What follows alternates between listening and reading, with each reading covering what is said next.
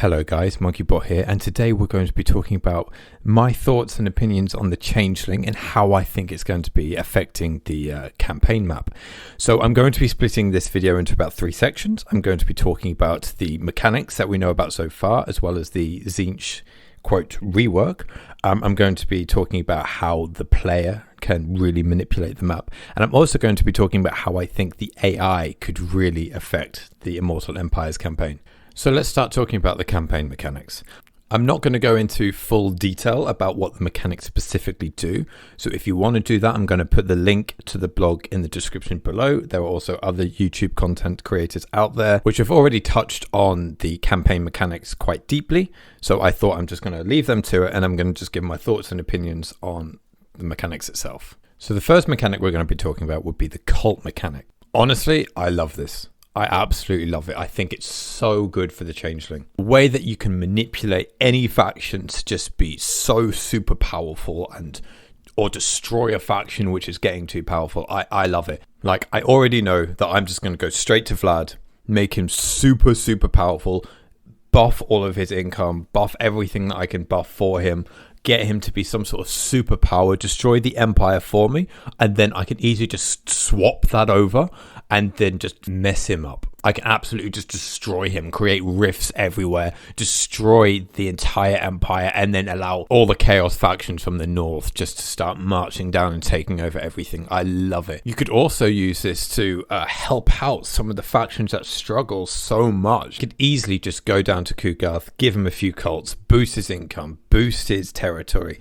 and then Kugarth could be like the powerhouse of the entire map. Like, he could just run over everything, and I absolutely love it. And now let's talk about the schemes.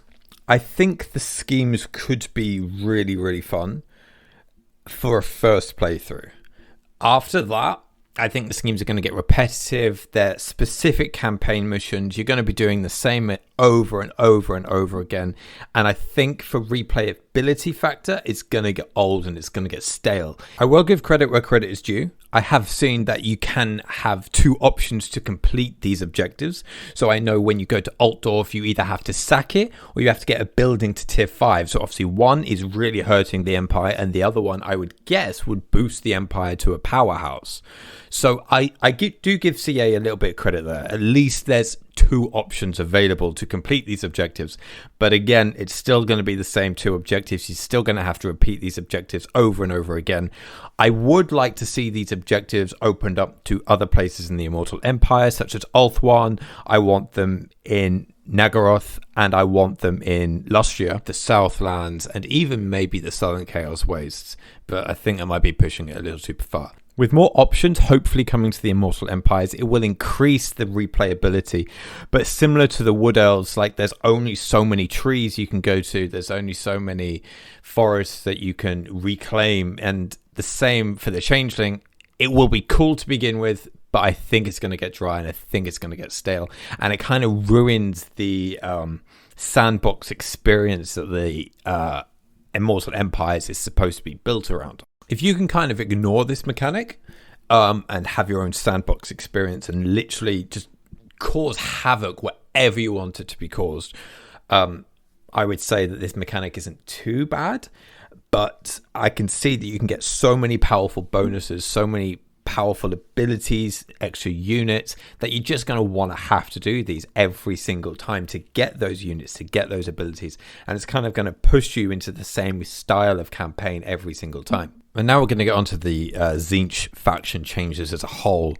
I'm going to be honest, I'm kind of disappointed in these changes so far. I really hoped there would be a lot more than this.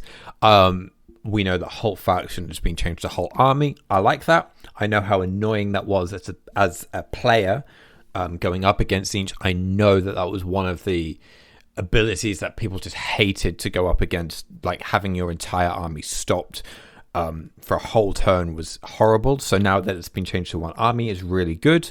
I like Force Peace, although I feel like Force Peace isn't going to last very long. Like, I always know that if you are in bad relationships with an faction, eventually they're just going to declare war on you again. So I'm going to force peace, and then 5 to 10 turns later, they're just going to declare war on each other again, and then I've just wasted my grimoires, and it's just, I don't think it's going to really have that long-term impact. Having said that, I still think it'll have much more of an impact than the force war coordination target that was in the Changing of Ways previously. And that's all the changes that have really been given. Like, the Winds of Magic change isn't really much of a change. It's just more of an AI update. It just gives more information of what the Winds of Magic was already helping you with. So gameplay-wise, if you had that knowledge that that's what the Winds of Magic did, the gameplay is not going to change for you. It's going to be the exact same thing as it was before. It's just a UI update. So with that, I really wish tzeentch had a little bit more than that. Maybe a boost to the income, maybe a slight change to the technology tree, just something else to give tzeentch a little boost, because tzeentch was in a weird place. Like, he could be really, really powerful, but he just needed that little bit more of a kick just to get him going and get him rolling. So going back to the Changeling, I'm now going to be talking about the AI and how I think the AI could really impact the campaign map. There's one of two ways that this could go. This could either be one of those factions which just dies in 20 turns, or it could be the most unkillable faction this game has ever had. And it all comes down to one thing, and that is how the Changeling is going to be recruiting its second army, and how it will recruit its future armies beyond that. CA said that this faction isn't a horde. So let's see. If the Changeling recruits its second lord from the Changeling itself, then this army is just going to die. It's going to be like Nikai. It's going to build up small amount of cults. It's going to roll over the NPC factions. It's going to run into a legendary lord. He's going to get killed. He's going to get wiped, and the faction is gone. 20 turns, Changeling is dead. Or the other way, which I am hoping, is that he can recruit his second army from his cults, and that will make him unkillable. Like, you can imagine playing as Karl Franz, he has a cult in Averland, and you cannot kill that cult unless you go into Averland, take over Averland settlement yourself, which will cause Imperial authority problems. Then you build up the discoverability of that settlement to then take out the cult. Is going to be a nightmare to get rid of him, and that is just for one cult. Can you imagine if he had 20 of these cults? Like, you will never get rid of the Changeling ever, and he will constantly be a nuisance, and he will constantly be manipulating the map. Reason why this would be so cool is because this will make every single campaign even more random.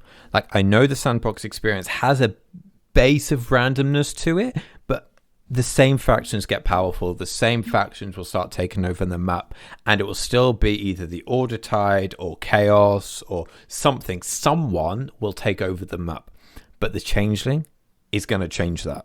I can imagine that he's going to build these cults so random, kind of like how the Chaos Dwarfs, they are random with their mines, they're random with their factories, and this randomness could make any faction so powerful or so weak. You could go over to Vlad, and Vlad could be a powerhouse. You could go over to Bretonia, and Bretonia can take over the world. You can make Kislev and the Empire declare war on each other, and the AI faction can do this. And the fact that you add this randomness to Immortal Empires makes it so exciting for me, and I really hope that this is the case. So that's kind of it on the Changeling, to be honest. I'm really looking forward to this. I'm really optimistic to see how the Changeling can really impact the campaign map. DLCs don't just excite me for playing those legendary lords. I love to know how these legendary lords really impact the campaign map. Honestly, that excites me more than playing these characters myself, because I can interact with these characters with 90 other legendary lords and have a completely new experience every single time. So that concludes my video for today, guys. I'm going to be doing these for the other two legendary lords. I'm going to be doing it for the Hag Queen and for the Jade Dragon, whatever his name is. I'm not going to say it because I know I'm going to say his name wrong. So thanks for watching, guys. If you want to see more content like this, please give me a like and a subscribe. It really does help the channel and allow it to grow further. Feel free to start any discussions in the comments below. I'd love to have a conversation with you guys. I'd love to know what you think. So thank you very much for watching, guys, and I'll see you in the next one. Bye for now.